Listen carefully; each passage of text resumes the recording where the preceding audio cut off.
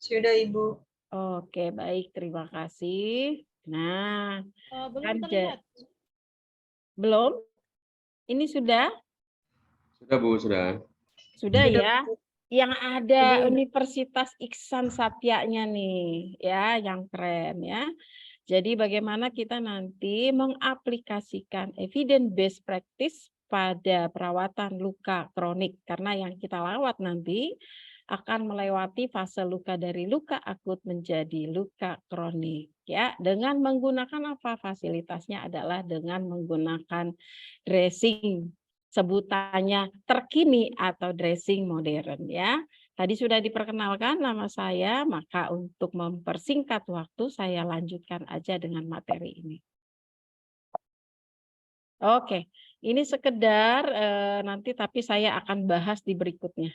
Nah, outline kita nanti yang akan kita bahas adalah melalui introduction, kemudian bagaimana proses penyembuhan luka, lalu bagaimana kontribusi dari apa aja yang membuat faktor penyembuhan luka ini, lalu dari wound manajemennya antara konvensional dan evidence based modern dressing, kemudian bagaimana dengan melakukan initial assessment untuk problem-problem pada luka, kemudian optimalisasi penggunaan dressing, kemudian prinsipnya apa sih untuk memilih dressing sehingga dia tepat, kemudian membuat harganya artinya tidak membuat pasien-pasien kita menjadi sulit.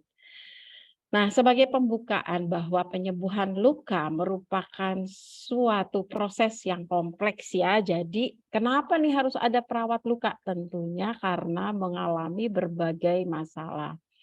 Kemudian penyembuhan luka dengan konsep lembab saat ini yang dikatakan dengan evidence based adalah suatu metode penyembuhan luka dengan mempertahankan lingkungan luka yang tetap lembab dengan menggunakan balutan yang dapat mempertahankan kelembapannya. Jadi kita harus menggunakan balutan-balutan ya yang saat ini sudah banyak sekali beredar, namun karena faktor pengetahuan yang kurang, maka penggunaan balutan ini tidak bisa digunakan dengan maksimal ya. Kemudian dressing yang digunakan idealnya adalah oklusif, artinya tertutup dengan baik. Oke.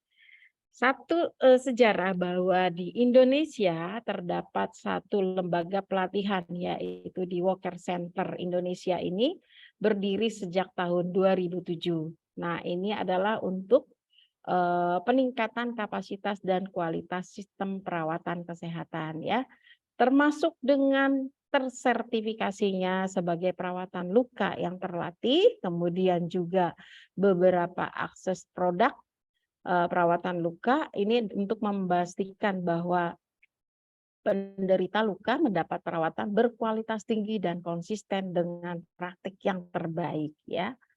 Nah, adik-adik sekalian ya, boleh saya panggil adik-adik ya. Jadi nanti kenapa sih saya dengan Bu Tio itu dengan Bu Diana ada sebutan dengan WOC nurse atau WOCIT nurse. Nah, karena kami sudah melewati yaitu pelatihan yang dilakukan dengan wound atau terkait dengan luka, kemudian dengan stoma dan kemudian dengan incontinence ya. Nanti teman-teman siapa nih yang kira-kira wah tertarik nih kayak Ibu Diana atau kayak saya gitu ya. Oke. Nah, ini adalah sebutannya dengan Indonesia Enterostapi Stoma Nurse. Ini berada di Walker Center ya. Di sini dilakukan pelatihan yang tersertifikasi. Saya loncatin sedikit. Ini adalah beberapa cara-caranya atau nanti mengikuti pelatihan ini sehingga nanti teman-teman atau adik-adik sekalian bisa sebutannya bergabung di Indonesia Enterotherapy Stoma Nurse ya. Nah, kalau udah selesai mau jadi apa? Bisa nggak jadi praktek mandiri atau home care? Ya, seperti ini. Terutama yang para bruder-bruder ya. Bukan jadi gini, jangan nanti terpaku ya nunggu jadi pegawai negeri, ya ngelamar di rumah sakit nggak dapat. Waduh, mau ngapain saya? Luar biasa kalau nanti teman-teman atau adik-adik sekalian bisa mengikuti ini. Jadi caranya bagaimana? Ikut pelatihan ya, dan harus tersertifikasi. Nah, saat ini saya juga sedang melatih sebanyak 25 orang di Kota Grobogan ya. Jadi mereka nanti berniat untuk membuat praktek mandiri. Kalau mereka nanti mau lanjut ke CWCC boleh, monggo. Nah, ini salah satu, yo Bu Diana Rosa ini sudah buka izin praktek seperti ini. Nah, dia namanya apa? Pusat Perawatan Luka Stoma dan Inkontinen. Ya, pusat perawatan luka. Alamatnya jelas ya. Jadi dia adanya di daerah Kota Tangerang. Ya, bisa diklik loh. Lihat di situ searching ada ya, Ibu Diana Rosa. Oke, ini kalau mau praktek mandiri. Tadi udah disebutkan nih, Bu Diana Rosa dia pensiun dini loh. Untuk apa? Dia buat seperti ini ya, karena dia sudah lewati pelatihan. Ternyata dia pemikirannya lebih luas lagi ya. Oke, kemudian, nah saya juga punya praktek mandiri selain di rumah ya, saya juga di rumah sakit. Kok bisa ya? Bisa, karena kita bisa berargumentasi dengan para sejawat di sana, baik itu misalnya dengan para profesor, dengan dokter ahli, dengan dokter bedah, nggak semuanya kan bisa dilakuin dengan sendiri, artinya multidisiplin ya. Jadi banyak sekali. Jadi perawat ini luas loh. Jadi berterima kasihlah kepada Yayasan Universitas Iksan Satya yang sudah mendidik, kemudian nanti ini dibeberkan loh. Mau jadi apa? Jadi luas sekali perawat itu ya. Khususnya saat ini yang kita bahas adalah kemandirian perawat sehingga bisa berkembang ya. Jadi nggak melulu jangan sampai nanti sampai rambutnya berubah nungguin jadi pegawai negeri. Lah kalau nggak lulus gimana? Terus nanti harus ada yang disiapkan untuk menjadi pegawai negeri, tidak ya. Menjadi perawat mandiri, menjadi konsultan, menjadi pengajar luas sekali untuk perawat ya. Oke, ini saya. Oke, sekarang kita masuk ke materinya ya, karena ini nanti mudah-mudahan terselesaikan dalam waktu yang tinggal 30 menit. Oke, baik teman-teman atau adik-adik, udah pernah kan di semester akhir pasti terjun ke praktek ya? Ya, silakan nanti boleh disautin ya, karena ini saya bikin Zoom sekali supaya bisa terlihat dengan jelas. Ya, jadi beberapa teman-teman kita, sejawat kita yang memang sudah senior, kadang-kadang merawat lukanya belum semuanya dengan menggunakan yang seperti dressing modern ini atau dengan konsep MOIS ini. Nah, tentunya sesuai dengan evidence base, kemajuan zaman, kemajuan teknologi, ini juga harus dilewati oleh kita sejawat teman-teman perawat ya. Jadi memang luar biasa ya perkembangannya tentang ilmu keperawatan ini. Salah satunya tadi dengan Mas Sugiono, wah dengan Mas Sugiono udah cap nih hubungannya dengan luka, dengan nyeri, dikaitkan dengan keluhan yang berurusan dengan darah dan jantung dan lain-lain. Sama sebenarnya kita juga harus mengetahui itu. Jadi ilmu kita nggak cukup cuman satu, tetapi kolaborasi itu sangat penting ya. Terus tadi disinggung nih, gimana sih kalau kita mau jadi perawat ini? Pasti ada komunikasi ya, komunikasi verbal atau non verbal sehingga nanti pasien-pasien ini bukan berarti kita mau bujuk, ayo suka sama saya. Enggak, itu akan datang sendiri karena apa? Melewati jiwa keperawatan, menjadi perawat yang kompeten, menjadi perawat yang memang caring, itu dari jiwa kita masing-masing ya. Oke, luka ini apa sih? Luka kok dipelajarin ya tentang luka ini dengan sendiri. Luka ini didefinisikan sebagai kerusakan atau gangguan pada struktur dan fungsi anatomi yang normal. Jadi dia rusak ya, tadinya dia tampaknya bagus nih, tetapi tiba-tiba terjadi kerusakan ya.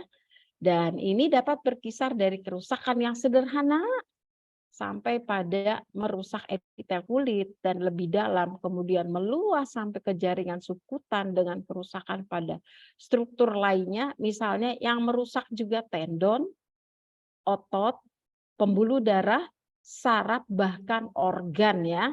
Jadi semuanya terhubung karena memang ini adalah struktur anatomi yang normal di badan kita ini terjadi kerusakan sehingga kita sebut dengan luka.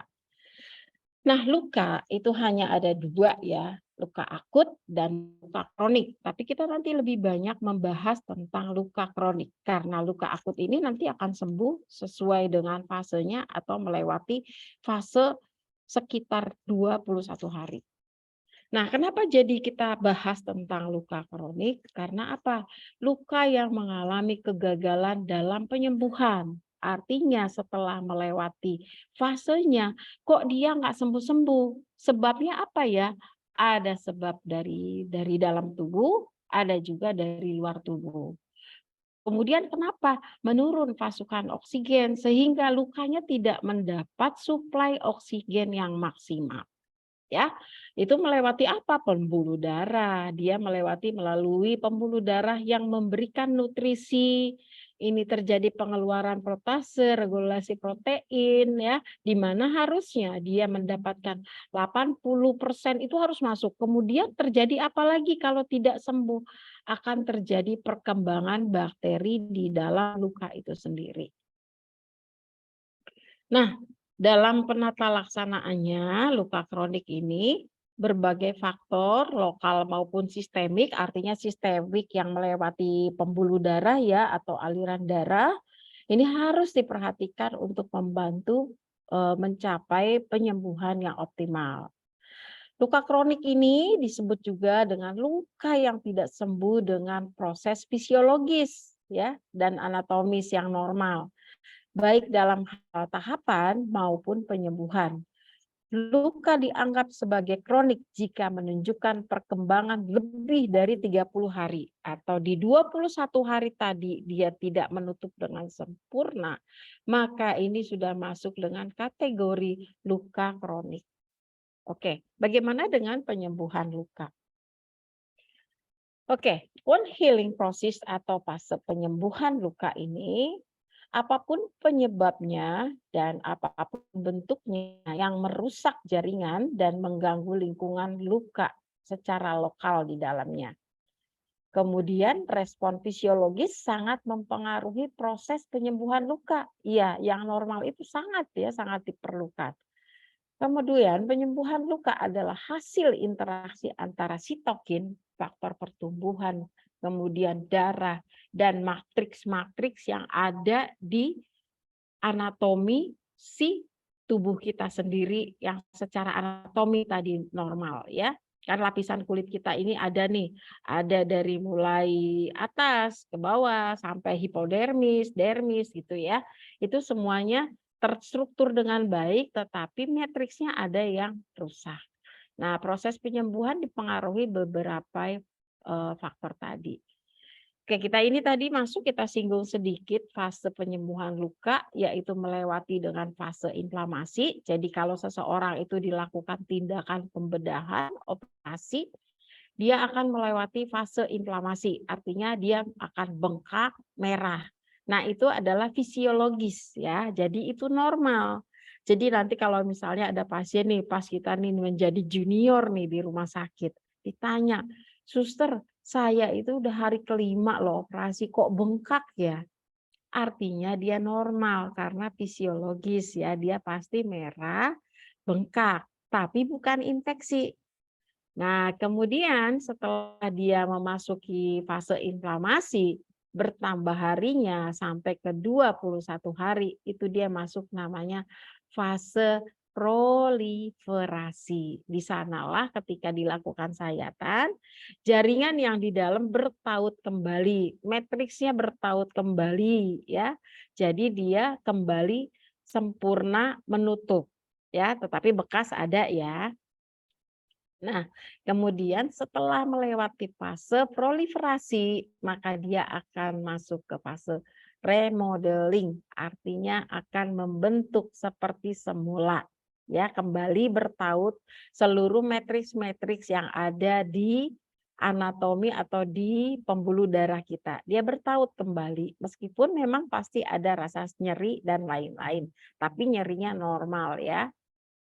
Oke, ini tadi ya, dia pertama pasti terjadi perdarahan, namun dia di fase inflamasi dia akan membaik, akan berhenti dengan sendirinya, kemudian proliferasi, kemudian terjadi remodeling. Jadi kalau digambarkan kira-kira seperti ini ya.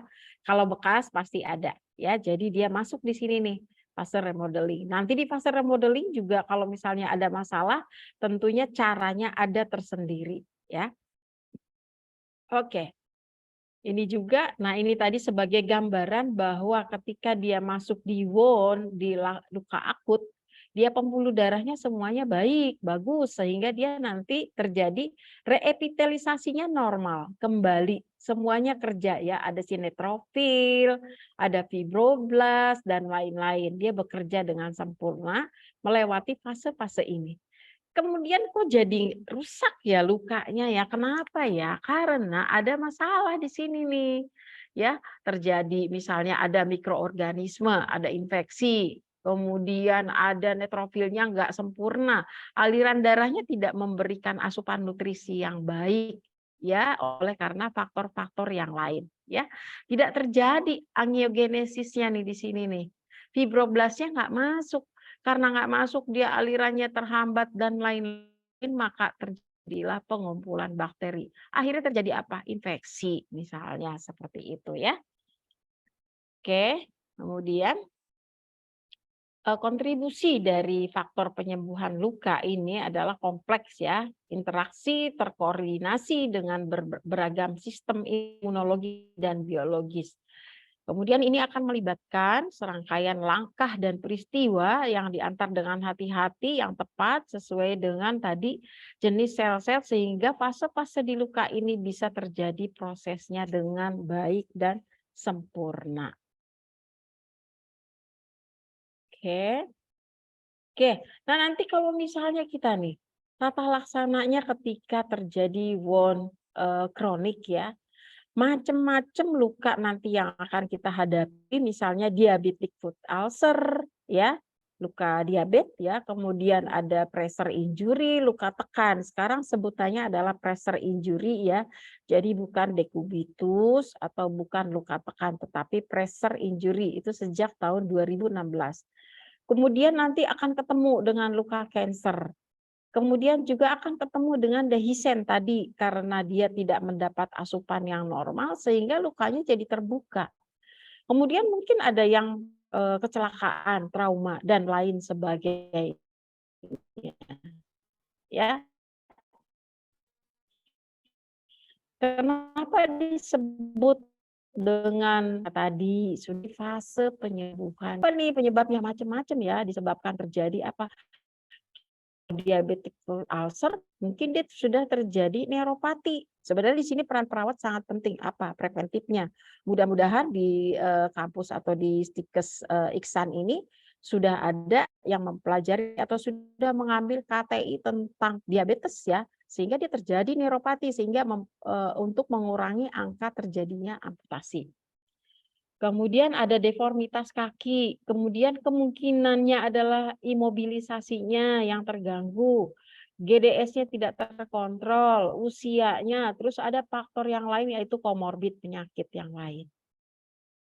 Kemudian pada penderita dengan kanker, masalah yang dihadapi apa? Banyak sekali ya, selain perdarahan, bau, cairannya banyak, eksudatnya, kemudian ada maserasi, ya nyeri, jaringannya nekrotik, itu mau diapain gitu ya. Kemudian secara psikologis kalau dia infeksi ya, maka akan dilakukan amputasi mungkin ya. Kemudian biaya antibiotik yang lebih tinggi yang harus diberikan dengan sisteming.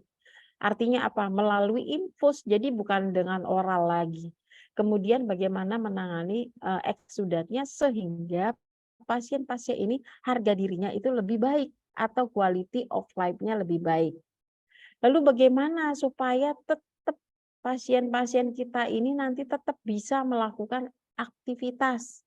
Kemudian bagaimana dengan estetika ketika kita melakukan atau melakukan perawatan luka, balutannya masih dengan konvensional ya. Nanti kita lihat deh Ibu Diana pasti sudah dengan, estetikanya pasti yang cantik. Jadi dia marketingnya nggak perlu misalnya harus bikin di mana ya marketingnya, dari mulut ke mulut pasiennya aja udah cukup banyak ya.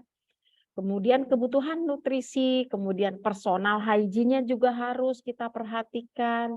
Lalu bagaimana nanti kalau sudah kita tangani pasien ini, kita harus belajar memberikan edukasi supaya tidak terjadi, luka yang semakin memburuk. Kemudian bagaimana caranya kalau kita melakukan tidak dengan evidence base, maka peningkatan cost efektifnya ini tidak ada. Yang ada cost-nya makin meningkat ya. Jadi ini harus kita gabungkan atau kolaborasi dengan multidisiplin. Multidisiplin itu bisa dengan dokternya, ahli gizi, ahli fisioterapi dan lain-lain.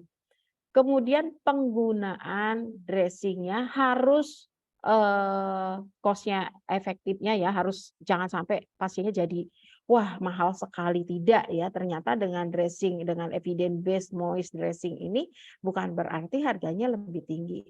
Kemudian harus aman digunakan oleh pasiennya ya. Artinya tidak menambah menjadi memperburuk, yang ada adalah justru menjadi lebih baik. Oke, ini faktor-faktor penghambat, penyembuhan luka yang lain-lain. Yang paling sering adalah bahwa ini, Indonesia tuh negara perokok ya, berkembang dan merokoknya hebat sekali. Kemudian ada penyakit tertentu, berat badan yang berlebihan. Kenapa? Ini akan menghambat pembentukan serabut kolagen tadi. Kemudian berkurang suplai asam amino untuk perbaikan jaringan tadi ya. Kemudian ada juga gangguan sirkulasi, stres, kemudian antiseptik yang tidak baik, ada benda asing ya, kemudian infeksi, akumulasi cairannya tidak dibuat dengan baik dengan menggunakan apa? Aplikasi dari dressing nih. Banyak sekali nanti dressing, jadi adik-adik semuanya perhatikan dengan penggunaan dressing ini harus yang tepat ya. Nah, ini tadi ketokolamin menyebabkan vasokonstriksi, tapi ada kontraindikasi juga loh pada pasien kanker sering sekali diberikan obat-obat, untuk supaya memperlancar jantungnya, diberikan nih obat-obat nih yang lain, sehingga perdarahannya menjadi luar biasa. Lalu kita mau ngapain? Gimana dong kalau misalnya lukanya seperti ini? Perdarahan yang ditolong atau perbaikan kondisi luka yang harus kita perbaiki. Nah, ini harus dalam bentuk kolaborasi dengan, dokter atau DPJP yang, melakukan perawatan, pada pasien ini. Oke, ini kita masuk ke manajemennya. Oke, ini dia. Kalau waktu konvensional, yuk coba kita lihat. Penggunaannya dengan pada luka kanker ya, penggunaannya ini coba lihat, dia tidak menggunakan konsep moist ya, yang dilakukan jadinya kering seperti ini, bau, nyeri dan lain-lain. Kemudian yang paling hebat lagi adalah menimbulkan perdarahan. Kalau misalnya teman-teman atau adik-adik melakukan perawatan luka ini dalam seminggu 3 kali, berapa jumlah darah yang akan keluar?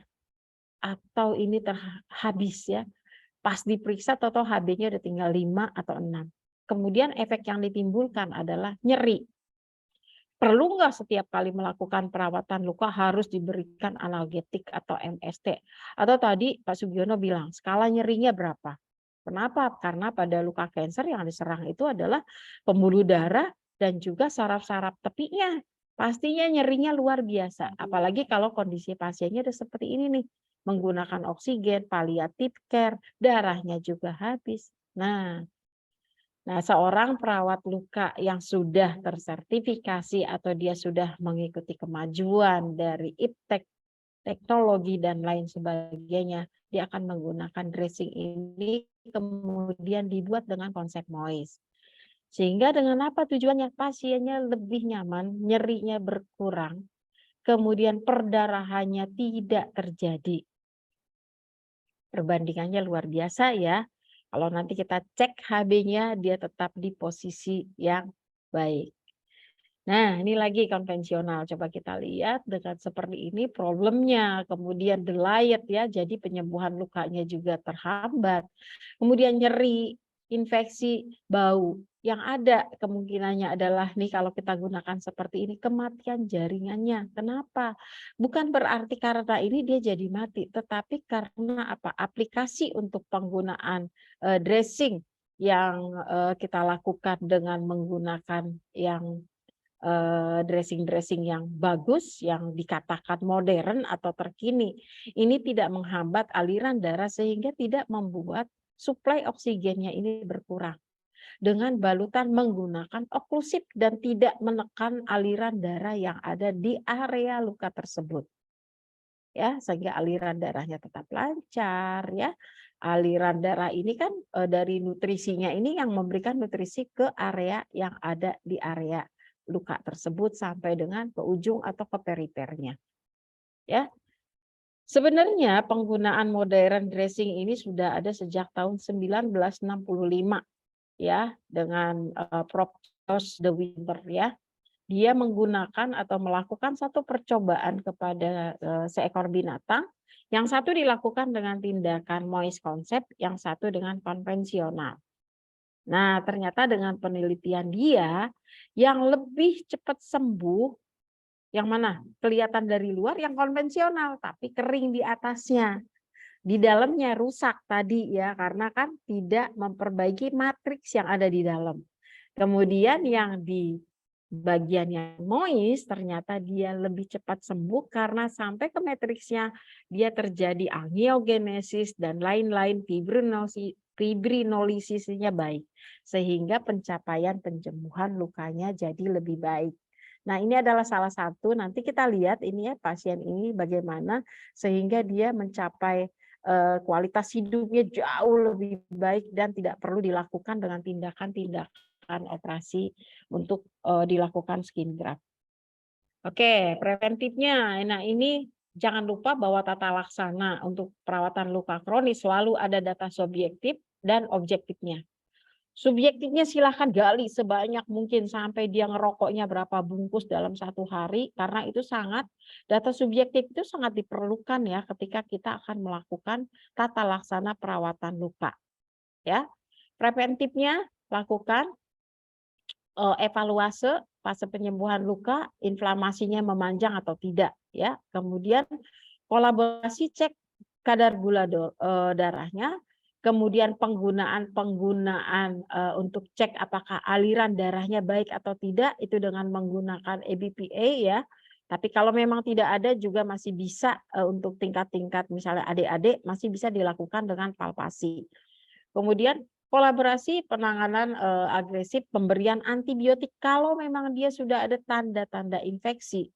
Jadi adik-adik ini juga nanti dituntut untuk bisa melakukan kultur. Kultur itu bukan satu perintah yang harus diperintah dulu baru dikerjakan. Tapi ketika satu perawat yang kritis, perawat yang memang dia bisa mengkritisi satu masalah, dia akan tahu bahwa ini adalah tanda-tanda infeksi. Sehingga pada tanda-tanda infeksi yang sudah ada, misalnya dolor, kalor, rubor, dan lain sebagainya, itu dilakukanlah pemeriksaan kultur. Nah, kalau tidak bisa ditangani oleh perawat dengan home care dan lain sebagainya, segera rujuk dan masuk dia ke emergency case ya. Kemudian nanti kita akan melakukan satu pengkajian, yaitu memang untuk menjadi satu perawat luka bukan aja cuman dibuka balutannya ya, bukan hanya dibuka terus ditutup lagi. Tapi harus bisa melakukan satu pengkajian dengan winner scale namanya, itu untuk menentukan sehingga nanti kita bisa memperkirakan kapan lukanya ini bisa sembuh. Ya, optimalnya luka itu harus sembuh di 12 sampai dengan 20 minggu. Dengan apa caranya? Perawat harus bisa mempersiapkan warna dasar lukanya supaya bisa berproliferasi, kemudian bisa berepitelisasi, kemudian dia bisa melakukan perbaikan sistemik dengan apa tadi? Dengan kultur tadi. Kalau ada infeksi di kultur antibiotiknya dari dokter, yaitu kita masuk ke multidisiplin. Ya, kemudian juga dukungan nutrisi. Kemudian nanti kalau memang udah semakin meningkat butuh alat tambahan yang lain. Nanti kita kasih gambarnya. Kemudian edukasi ini yang paling susah kalau dia Mohon izin laki-laki ya. Ibu, Ya, Ibu mohon izin, waktunya 10 menit lagi ya Ibu ya. oke, saya persingkat ya. Oke, kemudian nanti adalah masuk ke dalam manajemennya adalah tim ya. Tujuannya apa? Kita lakukan mekanikal, otolisis, biologikal, dan enzimatik. Kemudian bisa nggak dilakukan surgical debridement? Tidak, ini yang lakukan adalah dokter dari perhatikan kompetensi dari perawat. Ya. Kemudian kalau dia di cancer, kita masuk ke palliative wound cancer. Oke, ini ada ABC-nya juga, bukan cuma dari kayak BHD ya. Jadi A-nya adalah akses diagnosis pasiennya, luka akurat, kemudian libatkan tim multidisiplin, kemudian kontrol tata laksananya, kemudian putuskan terapi kalau tidak sesuai, kemudian ada evaluasi. Oke, ini infeksi bisa disebabkan apa? Memanjang adanya biofilm atau ini juga bisa diatasi dengan pencucian luka yang adekuat. Nanti ada videonya. Jadi tujuannya adalah kita nanti melakukan apa? Perawatan luka yang membuat kita memilih balutan atau pemilihan produk yang tepat dan memperhatikan cost efektif, keamanan dan lain sebagainya. Ini tadi dengan tissue management yang kita lakukan ya, jadi nggak sembarangan cuma dibuka dan langsung ditutul-tutul dengan apa, tetapi ada secara keilmuan yang dilakukan yaitu dengan planning atau melakukan perencanaannya dengan TIME management ya. Ini warna dasar luka pastinya hanya 3, hitam, kuning, sama merah ya. Oke, ini contohnya dressing yang berbeda ya pada warna dasarnya hitam itu berbeda, begitu juga dengan yang kuning, begitu juga dengan yang merah. Pasti berbeda satu dengan yang lain. Oke, tindakannya apa kalau misalnya di kuning? Semuanya menghilangkan nekrotik atau kusta ini dengan benar. Dilakukannya dengan apa? Dengan melakukan tindakan yang sesuai dengan kompetensi dari perawat. Bisa nggak ini sembuh? Bisa ya. Pasti bisa. Ini dressingnya. Oke. Ini kita masuk dulu ya di tradisional. Sekarang kita masuk ke evidence based dressing ya.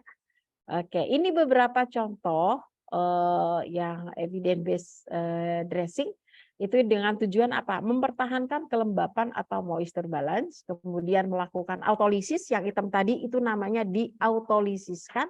Dengan tujuan apa? Mempercepat proses penyembuhan luka sesuai dengan Wiener scale atau waktu yang ditetapkan ya. Oke. Nah, ini nih sebenarnya keilmuannya ada di sini. Dengan lembab apa sih yang terjadi? Terjadilah fibronolisis ya. Terjadilah angiogenesis. Kemudian kejadian infeksinya lebih turun jauh sekali tadi bisa sampai ke 80%. Kemudian pembentukan growth factor.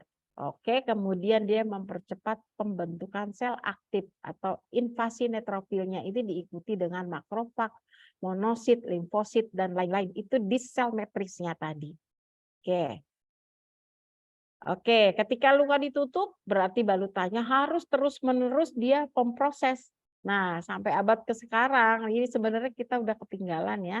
Dressing inilah yang membantu reepitelisasi, menciptakan pH-nya yang sesuai, lalu dia menurunkan infeksi di luka tersebut. Nah, kalau kita dibalut tujuannya apa sih? Nah, menciptakan suasana lembab, menyerap eksudat, mencegah pengeringan. Jadi kalau tadi kering malah jadi sakit ya, nyeri. Memberikan perlindungan, kemudian memungkinkan pertukaran gas di dalam luka sendiri, kedap terhadap mikroorganisme karena kita buat dengan balutan yang oklusif, bebas dari partikel beracun, tidak melepaskan partikel atau serat, artinya tidak robek ya. Kemudian dapat menyesuaikan dengan bentuk luka. Jadi balutan yang sekarang itu kita nggak perlu capek-capek, kita tinggal letakkan di lukanya, kemudian dia akan mengikuti bentuk lukanya. Nah, kemudian jatuhnya ini akan hemat, ya. Oke, ini saya masuk ke sini ya, nggak usah. Nah, ini beberapa contoh. Ketika kita akan ada eksudatnya banyak, kita gunakan dengan menggunakan namanya foam, ya. Jadi kalau sebutannya yang paling gampang, ini pasiennya nih bilang lebih enak dan nyaman. Artinya terbukti ya pasiennya yang mengatakan. Oke. Kemudian ini juga beberapa produk sehingga sudah tadi yang di sini nih dengan kasa. Jadi kasa itu tidak boleh langsung menempel pada luka atau tidak boleh sebagai primer atau kata lainnya kasa itu bentuknya kasar ya. Jadi kalau kita tempelkan langsung di luka Ibu, seperti ini dia akan mohon merusak di-skip. ya. 5 menit lagi ya Bu ya, mohon maaf Iya, Ibu. iya. Kemudian alginate juga kalau misalnya perdarahan gimana? Jadi nggak usah bingung, semuanya tersedia di modern dressing, makanya disebut evidence based. Nggak usah bingung, ada alginate yang nanti dia mengatasi perdarahan. Oke. Oke, begitu juga dengan foam. Ini peletakannya seperti ini, dia akan mengikuti ya luntur ya. Oke, jadi beberapa ini lihat coba. Kalau misalnya di daerah anus, kok susah ya sembuhnya? Tidak susah. Ini semuanya aplikasinya sangat mudah digunakan dan untuk pasiennya sangat nyaman. Nah, ini contohnya. Sehingga target untuk penyembuhan lukanya dapat nggak? Dapat, nggak tambah infeksi ya, walaupun dia di area yang dekat dengan pembuangan, ya, dekat sekali. Oke, ini saya kasih contoh. Ini adalah dengan adjunctive treatment dengan menggunakan ozon dan ini memang evidence base-nya. Kemudian juga dengan infrared ya. Ini sebenarnya ada video tapi nggak sempat diputer, nggak usah nanti aja, ya, nanti aja ya. Nah, ini evidence base pemilihan balutan yang tepat. Ini contohnya beberapa case yang sudah kita buat sehingga membuktikan bahwa memang terbukti ya dengan menggunakan balutan dressing ini atau evidence base yang sudah kita temukan ini menolong sekali. Nah, ini contohnya dia pertama seperti ini dengan waktu yang kita targetkan. Nih satu, kemudian kita pakai dressing yang tepat seperti ini, kemudian dia menutup, ya, menutupnya cepat. Ini juga tadi salah satu case yang kita lakukan, ya, sehingga penggunaan dressingnya yang tepat sesuai dengan evidence base. Ini ada daerah anus loh. Ini hak asasi banget kalau dia mau BAB ya. Kemudian dia baik penggunaannya seperti ini tertutup rapi bagus. Nah, sempurna epitelisasinya terjadi ya. Begitu juga dengan perawatan luka kanker yang tadi terjadi perdarahan dan lain-lain, nyeri dan lain sebagainya. Kalau di perawat luka tidak perlu juga, kalau bila perlu memang menggunakan analgetik 15 menit sebelumnya boleh digunakan. Ya. Oke. Ini juga dengan stoma, kasus stoma ya, nyerinya luar biasa ini ya. Oke, nanti kalau ada pertanyaan dengan pressure injury ya yang luar biasa ya. Ini juga tindakan kita loh, tindakan mandiri keperawatan. Bisa nggak? Bisa, tapi harus belajar ya. Ini gimana caranya harus bisa teratasi sehingga bisa kembali dengan baik. Ini juga ya dengan diabetes, kasusnya diabetes. Bagaimana kita menciptakan autolisisnya sehingga proliferasi, sehingga epitelisasinya berjalan dengan baik. Nah, jadi evidence based practice ini adalah pemilihan balutan yang terbaik tergantung pada penilaian, jadi harus bisa menilai dulu warna dasar luka, kedalaman luka, jumlah eksudat, dan tetap menjaga keseimbangan kelembapan dari si luka tersebut. Itu evidence based practice-nya ya. Jadi memang kesimpulannya bahwa balutan luka ini disebut ideal apabila mampu menjaga atau kondisi luka yang optimal yaitu lembab, seimbang, dan dapat melindungi luka dari cedera. Jadi jangan dibuat cedera lagi. Kemudian pilihan balutan itu harus sesuai dengan kebutuhan luka. Jadi nggak perlu, wah dibikin yang A, B, C, D, tapi nggak sesuai dengan kondisi luka. Kemudian harus cost efektif. Berarti nanti kalau datang ke prakteknya atau home care, sekali datang kok mahal bener. Besoknya kapok pasiennya. Nggak jadi deh, nggak ke situ mahal banget gitu ya. Jadi luka kronik memerlukan tata laksana yang holistik ya, pemilihan tata laksana haruslah spesifik terhadap masalah klinis masing-masing dari pasien. Jadi ini sumbernya nanti bisa diambil dari sini teman-teman bisa melakukan penelitian atau KTI nanti silakan. Kalau ada pertanyaan monggo karena ini waktunya terkejar saya selesaikan dengan tepat waktu. Terima kasih saya kembalikan lagi kepada moderator.